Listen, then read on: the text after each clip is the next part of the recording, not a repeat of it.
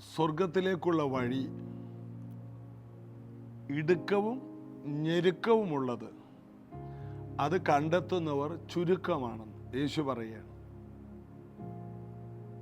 നാശത്തിലേക്കുള്ള വഴി വലുതാണ്, അതിലൂടെ പോകുന്നവർ ഒത്തിരി പേരാണ്. സ്വർഗത്തിലേക്കുള്ള വഴി, നരകത്തിലേക്കുള്ള വഴി. എന്നാൽ ഇന്ന് സമൂഹമെല്ലാം ഭൂരിപക്ഷത്തിന്റെ കൂടെ നിൽക്കുകയുള്ളൂ. സത്യത്തിന്റെ കൂടെ നിൽക്കാൻ ജനങ്ങളിൽ. അതുകൊണ്ട് ഭൂരിപക്ഷത്തെ നോക്കിയ ജനങ്ങളും കാര്യങ്ങൾ തീരുമാനിക്കുന്നു. എന്നാൽ യേശു നേരത്തെ പറഞ്ഞു, സ്വർഗത്തിലേക്കുള്ള വഴി ഇടുക്കവും ഞെരുക്കവും. അതായത് വിശാലതയിൽ പോകുന്നവർക്ക് ചെയ്യാൻ കഴിയുന്നതൊന്നും ഈ വഴിയിലൂടെ പോകുന്നവർക്ക് ചെയ്യാൻ പറ്റില്ല. അതുകൊണ്ട് വീടുകളിലും കുഞ്ഞുങ്ങൾ പറയും, അവർക്ക് അത് ചെയ്യാം, ഇവർക്ക് ഇത് ചെയ്യാം, ആ കൊച്ചിന് ആ ഉടുപ്പിടാം, മറ്റേ കുഞ്ഞിനെ അങ്ങനെ കാണിക്കാം, അവർ കൂടുമ്പോയിട്ട് ആ പരിപാടിക്ക് പോകുന്നു, ഈ പരിപാടിക്ക് പോകുന്നു, നമുക്ക് പോകാൻ പറ്റുന്നില്ല. കുഞ്ഞെ, സ്വർഗത്തിലേക്കുള്ള വഴി വളരെ ഇടുക്കുക. എന്നാൽ എത്തുന്നത് സ്വർഗത്തിലാണെന്ന് ഓർക്കണം. എന്നാൽ അവരുടെ വഴിയിൽ ഇതെല്ലാം വിശാലതയാണ്, എന്നാൽ അവരെത്തുന്നത് അപകടത്തിലാണെന്ന് ഓർക്കണം. അപ്പോൾ ഒരു ദൈവ പൈതൽ അറിയേണ്ടത്, നിന്റെ വഴി ഇടുക്കമാണെങ്കിലും നിന്റെ വഴി ഞെരുക്കമാണെങ്കിലും നീ എത്തുന്ന സ്ഥലം ഒരു മനുഷ്യനും ജീവിതത്തിൽ സങ്കല്പിക്കാൻ പോലും കഴിയാത്ത അതിസന്തോഷമാണ്, അതിയായ ആനന്ദമാണ്. ഈ സത്യം ഒരു ദൈവ പൈതൽ തിരിച്ചറിയണം. സ്വർഗത്തിലേക്കുള്ള വഴി ഇടുക്കമാണെന്നേ ഉള്ളൂ, അതിലൂടെ പോകുന്നവർ ചുരുക്കമാണ്. കാരണം അവരുടെ വിചാരം ഈ വഴി പോലെ തന്നെയാണ് എത്തുന്ന സ്ഥലമെന്നല്ല. വഴി മോശമാണ്, എന്നാൽ എത്തുന്ന സ്ഥലം ഒത്തിരി നല്ലതാണ്. എന്നാൽ നരകത്തിലോട്ട് അങ്ങനെയല്ല, വഴിയാണ് നല്ലത്, എത്തുന്നതോ വളരെ മോശം. വഴി മാത്രം നോക്കരുത്. വഴി നോക്കുകയാണെങ്കിൽ യേശു പറഞ്ഞു, ഞാനാണ് വഴി.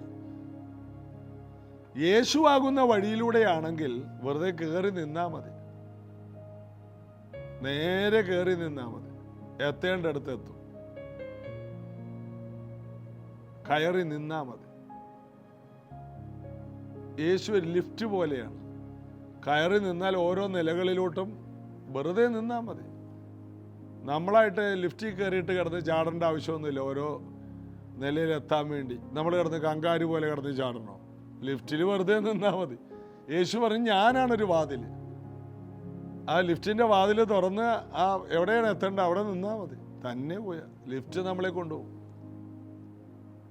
അപ്പൊ ഇതുപോലെയാണ് യേശുവിൽ അങ്ങോട്ട് നിന്ന് കൊടുത്താൽ യേശു നമ്മെ കൊണ്ടുപോകുന്നത് ഏറ്റവും നല്ല സ്ഥലങ്ങളിലാണ്.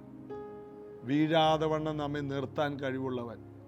ഈ യാത്രയിൽ എത്ര ഇടുക്കം വന്നാലും എത്ര ഞെരുക്കം വന്നാലും അവിടെയെല്ലാം കർത്താവ് നമ്മെ ആനന്ദം കൊണ്ട് അഭിഷേകം ചെയ്യും, സന്തോഷം ഉടിപ്പിക്കും. ആഗ്രഹിച്ച തുറമുഖത്ത് ദൈവം അവരെ എത്തിച്ചു എന്ന് വായിക്കാൻ പോലെ നമ്മൾ ആഗ്രഹിക്കുന്ന ആ തുറമുഖത്ത് കർത്താവ് നമ്മെ എത്തിക്കും. കർത്താവിൽ ആശ്രയിക്കാം. യേശു അതിനാണ് താഴോട്ട് ഇറങ്ങി വന്നത്. യേശു താഴോട്ട് ഇറങ്ങി വന്നത്. ഈ ലിഫ്റ്റ് താഴോട്ട് നമ്മൾ ചില ബിൽഡിങ്ങിലൊക്കെ ചെന്നിട്ട് ഒരിക്കൽ 110 നില ഉള്ള ഒരു കെട്ടിടം, 105 നില സിംഗപ്പൂരിൽ, അതിൻ്റെ താഴെ കൂടി ട്രെയിൻ പോവുകയാണ്. അതിൽ നിന്ന് ഇറങ്ങി ഈ ബിൽഡിങ്ങിൻ്റെ ഉള്ളിലോട്ട് കയറണം. 110 നില. ആ ലിഫ്റ്റിലൊന്ന് പ്രസ് ചെയ്തപ്പോൾ മുകളിൽ നിന്ന് വരികയാണ്. വളരെ വേഗത്തിൽ പാഞ്ഞു വന്നു, തുറന്നു. വളരെ വേഗതയുള്ള ലിഫ്റ്റുകളാണ്. നമ്മുടെ നാട്ടിലൊന്നും അങ്ങനത്തെ ലിഫ്റ്റുകളില്ല. വളരെ വേഗത്തിൽ, ഇത് വളരെ വേഗത്തിൽ വന്ന എന്തിനാ? വളരെ വേഗത്തിൽ തിരിച്ചു പോവുകയാണ്. അതിനകത്ത് കയറുന്നവൻ എത്ര നിലകളുണ്ട് അത്രയും നിലയിലെത്തും. യേശു വന്നത് സ്വർഗത്തിൽ നിന്നാണ്. അവൻ സ്വർഗത്തിൽ നിന്ന് വന്നതുകൊണ്ട് നാം എത്തുന്നത് സ്വർഗത്തിലാണ്. സ്വർഗം വിട്ട് അവൻ വന്നത്, ഭൂമി വിട്ട് നാം സ്വർഗം പ്രാപിക്കാൻ. യേശു സ്വർഗം വിട്ട് ഭൂമിയിൽ വന്നു. എന്തിന്? നാം ഭൂമി വിട്ട് സ്വർഗത്തിലെത്താൻ. യേശുവിലൂടെ അല്ലാതെ നമുക്ക് ആർക്കും നിത്യജീവനില്ല. യേശുവിൽ ആശ്രയിക്കാം. യേശുവിനെ സ്വീകരിച്ച നമുക്ക് ചേർന്ന് യേശുവിനെ പാടി സ്തുതിക്കാം. All the saints and angels bow before your throne. All the elders cast their crowns before the Lamb of God and sing, you are worthy of it all.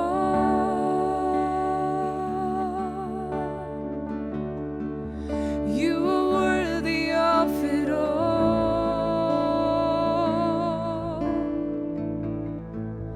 For from you are all things, and to you are all things.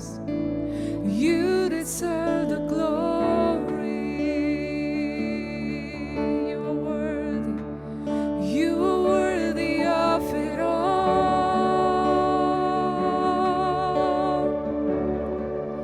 You are worthy of it all.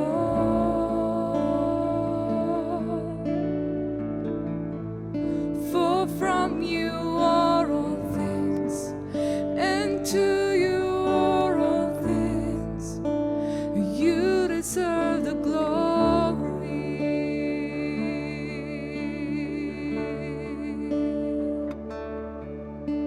And all the saints and angels bow before your throne. And all the elders cast their crowns before the Lamb of God and sing, you are worthy of it all.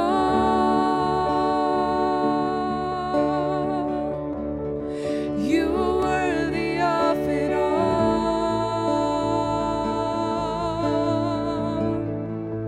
For from you are all things, and to you are all things. You deserve the glory. Jesus, you are worthy of it all.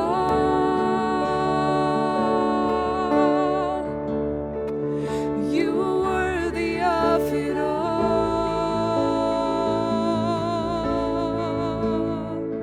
For from you are all things, and to you are all things.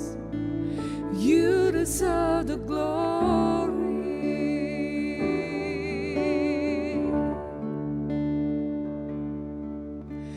Day and night, night and day, let incense arise.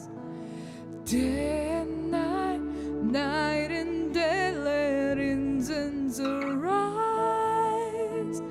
Day and night, night and day, let incense arise. Day and night, night and day, day and night, day and night, night and day, let incense arise. Day and night, night and day, let incense arise. Day and night, night and day, let incense arise. Day and night, night and day, you are worthy of it all.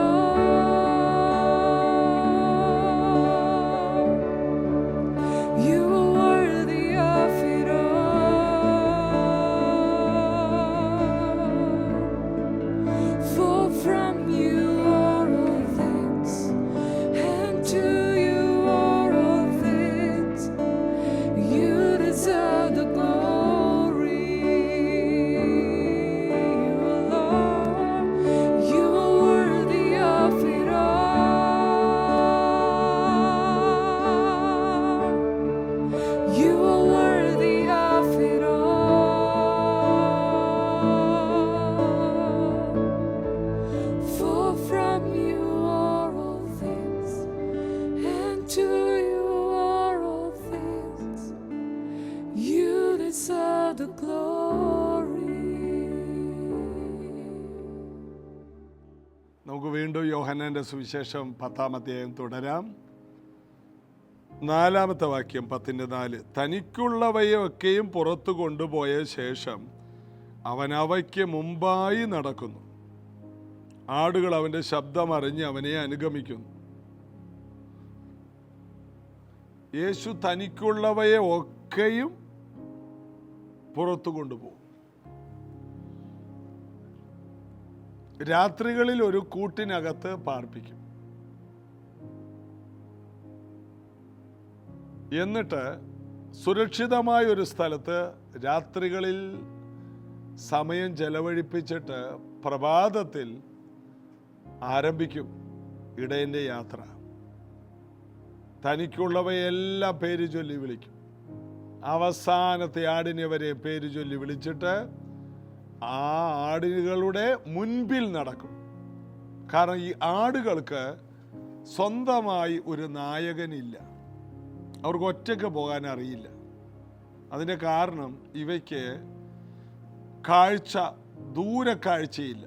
നമ്മുടെ കൊച്ചു കേരളത്തിൽ കാണുന്ന ഒരു സംഭവമാണ്. വെള്ളത്തിൽ വരുന്ന നീർക്കാക്കയൊക്കെ ആകാശത്തു കൂടി വൈകിട്ടും രാവിലെയൊക്കെ പോകുന്ന കാണാം. മനോഹരം. ഒരാൾ ലീഡറാണ്, ഒരാൾ ഫ്രണ്ടിൽ നിൽക്കും. അവരെ ചുറ്റിപ്പറ്റി ഇങ്ങനെ 2 ഗ്രൂപ്പായിട്ട് ഒരു പക്ഷിയുടെ രൂപത്തിൽ അവരൊരുമിച്ച് പറന്നു പോകുന്ന കാണാം. ഒരാൾ ലീഡറായിട്ട് നിൽക്കും, അതിനെ ചുറ്റിപ്പറ്റി എല്ലാവരും ഒന്നിച്ച്. അതായത് ഇവർക്കൊക്കെ ദൂരക്കാഴ്ചയുണ്ട്. ഈ ദൂരക്കാഴ്ചയുള്ളവർ എല്ലാവരും ഒരു ലീഡറിൻ്റെ കീഴേ മുന്നോട്ട് പോകും. ഒരൊറ്റ കെട്ടായിരിക്കും. ഈ ആനകൾക്ക് ദൂരക്കാഴ്ചയുണ്ട്. ആനകൾ എപ്പോഴും അതിൻ്റെ ലീഡറിൻ്റെ പുറകെ ഇങ്ങനെ പോയിക്കൊണ്ടിരിക്കും. അങ്ങനെ പല ജീവികളും ദൂരക്കാഴ്ചയുള്ള ജീവികൾ. എന്നാൽ ഈ ആടുകളുടെ പ്രത്യേകതയെന്ന് പറയാൻ പറ്റില്ല. ആടുകൾക്കുള്ള പ്രശ്നം അതിന് സ്വന്തമായി ഒരുമിച്ച് മുന്നോട്ട് പോകാൻ കഴിയില്ല. അതിനൊരു ഇടയൻ്റെ ആവശ്യമുണ്ട്. ഇതുപോലെ തന്നെയാണ് മാനവജാതിയെയും ദൈവം വെച്ചിരിക്കുന്നത്. ദൈവത്തെ കൂടാതെ നമുക്കൊന്നും ചെയ്യാൻ കഴിയില്ല. അതിൻ്റെ കാരണം നാം പാപം ചെയ്ത് ദൈവത്തിൽ നിന്ന് കൃപ നഷ്ടപ്പെടുത്തിയവരാണ്. ആദാമിന് സ്വയമായി ചിന്തിക്കാനും പ്രവർത്തിക്കാനും ഒക്കെ കഴിവുണ്ടായിരുന്നു, പ്രാപ്തിയുണ്ടായി. ഹൗവയ്ക്കും ഉണ്ടായിരുന്നു. എന്നാൽ അവരത് ദുരുപയോഗം ചെയ്തതോടുകൂടി സ്വന്തമായ പ്രാപ്തി 3-ാം അധ്യായം ഉൽപ്പത്തി പുസ്തകത്തിൽ നഷ്ടപ്പെട്ടു. അതിനുശേഷം അവരുടെ ജീവിതം ദൈവത്തിൽ ആശ്രയിച്ചല്ലാതെ ജയകരമായി പോകാൻ ഇവിടെ കഴിയില്ല. കാരണം പിശാച് അവരെ മറിച്ചു കളയും. അങ്ങനെ ജനങ്ങളെല്ലാം വിജയകരമായി മുന്നോട്ട് പോകാൻ ഓരോ കാലത്തും ദൈവം ഓരോരുത്തരെ എഴുന്നേൽപ്പിച്ചു. ഓരോ നായകന്മാർ. ന്യായാധിപന്മാരുടെ പുസ്തകത്തിൽ രാജാക്കന്മാരില്ലാത്ത കാലത്ത് നായകന്മാർ എഴുന്നേറ്റു. ആ നായകൻ്റെ നേതൃത്വത്തിൽ നിന്നവരെല്ലാം ജയാളികളായി. അതിലൊന്നാണ് ഗിദെയോൻ. ഗിദെയോൻ വിളിച്ചപ്പോൾ ആ രാജ്യത്തെ വലിയ 30,000-32,000 പേര് ഒരുമിച്ച് വന്നു. എന്നാൽ ദൈവം പറഞ്ഞു ഇത്രയും പേരൊന്നും വേണ്ട, ഇവരെല്ലാം പറഞ്ഞു വിടാൻ പറഞ്ഞു. ഒടുവിൽ 10,000 ദൈവം പറഞ്ഞു 10,000 വേണ്ട, അവരെ പറഞ്ഞു വിട്. ഗിദെയോൻ വിളിച്ചാൽ ആ രാജ്യത്ത് എത്ര പേര് വേണമെങ്കിലും വരും. അതായത് ദൈവത്തിൻ്റെ ആത്മാവിൽ നിറഞ്ഞ ഒരുവൻ, അവൻ്റെ കൂടെ നിൽക്കാൻ ജനങ്ങളെയും ദൈവം കൊണ്ടുവരും. അപ്പോൾ അത് ദൈവത്തിൻ്റെ ഒരു അഭിഷേകമാണ്, ദൈവത്തിൻ്റെ കൃപയാണ്. ദൈവത്തിന് വേണ്ടി നിൽക്കാൻ ആഗ്രഹിക്കുന്നവരോട് പറയാം, നിന്റെ കൂടെ നിൽക്കാനുള്ളവരെ എല്ലാം ദൈവം നിനക്ക് തരും. നീ അവരുടെ ലീഡറായിരിക്കും. നീ പറയുന്നത് പോലെ അവർ നടക്കും. ഇതാ ദാവീദ് പറയുന്നു, അവൻ എന്നെ നടത്തുന്നു. കൂരിൽ താഴ്വരെ കൂടിയാണോ ഞാൻ എൻ്റെ ദൈവത്തിൻ്റെ പുറകെ പോകും. കൂരിൽ താഴ്വരെ കൂടി ഞാൻ ഒറ്റക്കല്ല, ഞാൻ ഒരുവനെ കണ്ടിട്ടാണ് നടക്കുന്നത്. അവൻ മുൻപിൽ പോകുന്നു. അതുകൊണ്ടാണ് മേശക്, ശദ്രക, അബേദ്നെഗോ, ദാനിയേൽ പ്രവചനത്തിൽ 3 പേർ തീയുടെ അകത്തേക്ക് എറിയപ്പെട്ടു. അവരെ കൊണ്ടുപോയവരല്ല ചാരമായി, എങ്കിലും വേറെ ആരൊക്കെ എടുത്തെറിഞ്ഞു, എറിഞ്ഞവരും ചാരമായി. എന്നാൽ ഇവർ കെട്ടഴിഞ്ഞ് ആ തീജ്വാലക്കകത്ത് നടന്നു. അവരുടെ രോമം പോലും കരിഞ്ഞില്ല. തീയുടെ കരിഞ്ഞ മണം അവർക്കില്ല. രാവിലെ അടിച്ച സ്പ്രേയുടെ മണമുണ്ട്. മുഖത്ത് തേച്ച കുട്ടിക്കൂറ പൗഡറിൻ്റെ ആ മണം അവിടെയുണ്ട്. ഇവരുടെ ഉടുപ്പിന് കേടില്ല, തലമുടി കരിയുന്നില്ല, ശരീരത്തിൻ്റെ രോമത്തിന് കേടുവരുന്നില്ല. തീയുടെ ബലം കെടുത്തി എന്നാണ് എബ്രായ ലേഖനം 11-ാം അധ്യായത്തിൽ അതിനെക്കുറിച്ച് ബൈബിൾ പറയുന്നത്. വിശ്വാസത്താൽ അവർ തീയുടെ ബലം കെടുത്തിക്കളഞ്ഞു. തീക്ക് എത്ര ബലമുണ്ടെങ്കിലും അതിനെ കെടുത്തുവാനുള്ള ശേഷി നമുക്കുണ്ട്. കാരണം ദൈവം നമ്മുടെ കൂടെയുണ്ട്. ദൈവം നമുക്ക് അനുകൂലമാണെങ്കിൽ തീയെ ഉണ്ടാക്കിയവൻ കർത്താവാണ്. ആദിയിൽ ദൈവം ആകാശവും ഭൂമിയും സൃഷ്ടിച്ചു. എന്നാൽ പുറകെ സൃഷ്ടിച്ചതാണ് തീയും അങ്ങനെയുള്ള സംഭവങ്ങൾ. തീ നന്മയ്ക്കുമാണ്, തീ തിന്മയ്ക്കുമാണ്. ആഹാരം പാചകം ചെയ്യാൻ തീ നല്ലതാണ്. എന്നാൽ കാട്ടുതീ വലിയ അപകടങ്ങളാണ്. തീ കൊണ്ട് തിന്മയുമുണ്ട്, നന്മയുമുണ്ട്. മോശകരമായി ഉപയോഗിക്കാൻ, സ്ഫോടനങ്ങൾക്ക് ഉപയോഗിക്കാൻ തീ അപകടകരമാണ്. എന്നാൽ പാചകത്തിന് തീ ഏറ്റവും അത്യന്താപേക്ഷിതമാണ്. അപ്പോൾ ദൈവത്തിന് അറിയാം ഏത് തീയാണ് നമുക്ക് ആവശ്യം. എങ്ങനെയുള്ള തീയാണ്? ന്യായവിധിയുടെ തീയുണ്ട്, ഉണർവിൻ്റെ തീയുണ്ട്. പെന്തക്കോസ്ത് നാളിൽ ദൈവം അയച്ചത് അതാണ്. കർത്താവിൻ്റെ പുറകിലാണോ നിനക്ക് വരുന്ന ഏത് തീയും നീ കൈകാര്യം ചെയ്യും. അവിടെ മേശക്ക് ശദ്രക്ക് അബേദ്നെഗോവ്, അവരെ കുറിച്ച് രാജാവ് നെബൂഖദ്നേസർ കണ്ട് ഞെട്ടിപ്പോയി. നമ്മൾ 3 പേരെയല്ലേ തീയിലിട്ടത്, അവർ കെട്ടഴിഞ്ഞ് നടക്കുന്നു. മാത്രമല്ല വേറൊരാളും അവരുടെ കൂടെ നടക്കുന്നു. അത് 4-ാമൻ ഒരു ദൈവപുത്രനോട് ഒക്കുന്നു. വ്യക്തമായി കാണുകയാണ്. രാജാവ് കാണുന്നു, പ്രജകൾ കാണുന്നു, അവിടെ വന്നുകൂടിയവർ കാണുന്നു. അതുകൊണ്ടുണ്ടായ ഗുണം, ദൈവം നമ്മുടെ പ്രശ്നങ്ങളിൽ ഇറങ്ങി വരുമെന്ന ഒരു സന്ദേശം ദൈവത്തിന് വേണ്ടി നിൽക്കുന്നവർക്ക് വേണ്ടി, ദൈവത്തെ വിശ്വസിക്കുന്നവർക്ക് വേണ്ടി, കൂരിൽ താഴ്വരെ കൂടി പോകുന്നവർക്ക് വേണ്ടി ദൈവം ഇറങ്ങുമെന്നുള്ളൊരു സന്ദേശമാണ് ദാനിയേൽ പ്രവചനം നമുക്ക് തരുന്നത്. സിംഹക്കൂട്ടിലേക്ക് എടുത്ത് എറിയപ്പെട്ട ദാനിയേൽ, എന്നാൽ പുറത്തു വന്നത് രാജകീയമായിട്ടാണ്. ഒന്ന് ആലോചിച്ച് നോക്കിയേ. തലേ ദിവസം അവനെ പിടിച്ച് സിംഹത്തിൻ്റെ ഗുഹയിൽ ഇട്ടുകളഞ്ഞെന്ന്. ഇടുക എന്ന് പറഞ്ഞാൽ സിംഹം ചാടിയാലും കയറി വരാൻ കഴിയാത്ത പോലത്തെ വലിയ വാതിൽ മുകളിലുണ്ട്. അത്രയും മുകളിലെ വാതിലിലൂടെ ഇവനെ പതുക്കെ ഇറക്കിയെന്നല്ലേ, ചാകാൻ പോകുന്നവനെ പതുക്കെ ഇടുവോ? അവനെ ഇട്ടുകളഞ്ഞു. അതിൻ്റെ അർത്ഥം പതുക്കെ കയറുകൊണ്ട് കെട്ടി ഇറക്കിയതല്ല. ഒരു കസേരയിലിരുത്തി പൗലോസിനെ കൊട്ടയിൽ ഇറക്കി കിളിവാതിലൂടെ ഇറക്കി വിട്ടതുപോലെയല്ല. അവനെ സിംഹത്തിൻ്റെ ഗുഹയിൽ ഇട്ടുകളഞ്ഞു. നടുവൊടിഞ്ഞ് കിടക്കേണ്ടവൻ, പ്രായമുണ്ടെങ്കിലും നടുവൊടിഞ്ഞ് കിടക്കേണ്ടവൻ, അവന് കേടില്ല. കൂരിൽ താഴ്വര പോലത്തെ അവസ്ഥ വന്നാലും പ്രാർത്ഥന കുറക്കാതെ, വിശ്വാസം കുറക്കാതെ ഒരു ദാനിയേലിനെ പോലെ നിൽക്കുന്ന വ്യക്തികളെ ദൈവാത്ഭുതകരമായി വഴി നടത്തും, അതിശയകരമായി വഴി നടത്തും, ജയകരമായി വഴി നടത്തും, ശ്രേഷ്ഠമായി വഴി നടത്തും. ആർക്കും കൊടുക്കാത്ത നന്മകളും പാറയിലെ തേനും എല്ലാ നന്മകളും വിശേഷമായ മേത്തരമായ കോതമ്പ് കൊണ്ട് ഞാൻ അവരെ പോഷിപ്പിക്കും. മുമ്പിൽ കർത്താവുണ്ട്. അതുകൊണ്ടാണ് ദാവീദ് പറഞ്ഞു, ഞാൻ കൂരിൽ താഴ്വരെ കൂടി പോയി എന്തിനാ പേടിക്കുന്നത്? നീ എൻ്റെ കൂടെയുണ്ട്. നീ ഇറങ്ങിയത് കണ്ടിട്ടല്ലേ, ഞാൻ പുറകിലല്ലേ. നിന്റെ സ്വരം കേട്ടല്ലേ ഞാൻ ഇറങ്ങിയത്. കർത്താവിൻ്റെ സ്വരം കേട്ട് ഇറങ്ങിയവരെ പേടിക്കണ്ട. കർത്താവിൽ ആശ്രയിക്കുന്നവരെ പേടിക്കണ്ട. ഇതൊരു ധൈര്യമാണ്. യേശു യായിറോസിനോട് പറഞ്ഞു, ഭയപ്പെടേണ്ട, നീ ഇപ്പോൾ ഒരു കൂരിൽ താഴ്വരയിലാണ്, എന്നാൽ നീ പേടിക്കണ്ട, ഞാൻ നിൻ്റെ കൂടെയുണ്ട്. യായിറോസിനെ കർത്താവ് വളരെ വളരെ വളരെ ധൈര്യപ്പെടുത്തി. ഇതുപോലെ ഇന്നത് കേൾക്കുന്ന പലരെയും കർത്താവ് അധികം ധൈര്യപ്പെടുത്തുകയാണ്. ആരൊക്കെയോ പേടിച്ചിരിക്കുന്നവരുണ്ട്. ഇനി ഞാൻ എങ്ങനെ മുന്നോട്ട് പോകും? ഇനിയാണ് നീ മുന്നോട്ട് പോകുന്നത്.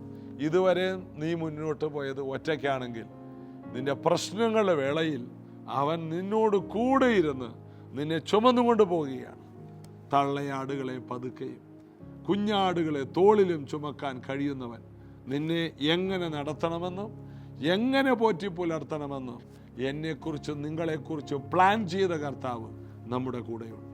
നാം കർത്താവിലൊന്ന് ധൈര്യപ്പെടാം, പ്രാർത്ഥിക്കാം യേശുവിൻ്റെ നാമത്തിൽ. ഇത് കേട്ട ഓരോ പ്രിയപ്പെട്ടവർക്ക് ധൈര്യമുണ്ടാകട്ടെ. ഏത് യാത്രയിലും മുമ്പിൽ കർത്താവുണ്ടെന്നുള്ള അടിയുറച്ച ഉറപ്പിൽ ഈ മക്കൾ ഒരു ജയകരമായ യാത്ര തുടരട്ടെ. അത് എത്ര ഇരുണ്ട സാഹചര്യങ്ങൾ വന്നാലും അതിൽ നിന്നെല്ലാം പുറത്തു വരുന്ന വലിയ വിശ്വാസം മക്കൾക്കുണ്ടാകട്ടെ.